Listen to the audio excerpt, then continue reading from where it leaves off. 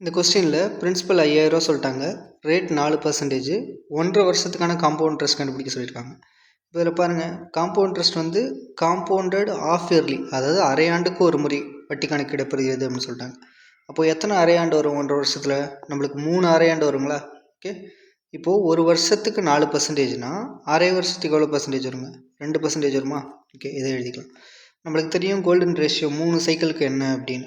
உங்களுக்கு 3:1 வருங்களா? ஓகே, இப்போ ஃபஸ்ட்டு எவ்வளோ நம்மளுக்கு எத்தனை பர்சன்டேஜ்? 2%. 5000ல் 2% எவ்வளோ வருங்க? கிட்டத்தட்ட 5 2 10, 100 வருங்களா? ஓகே, இப்போது இதில் 2%, அப்போ 100 2%ங்கிறது 2.